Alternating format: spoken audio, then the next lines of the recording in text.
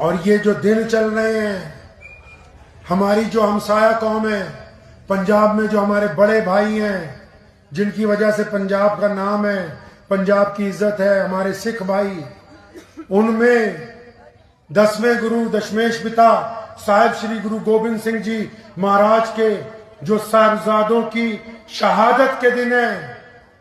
बहुत सारे लोग शहादत का वाकया बयान करते हैं, लेकिन हमेशा याद रखो, अपने सिख भाइयों को भी कहता हूं, शहादत के वाक्य को याद करना बहुत अच्छी बात है, लेकिन शहादत के मकसद को सामने रखना सबसे जरूरी बात है कि शहादत दी क्यों गई थी।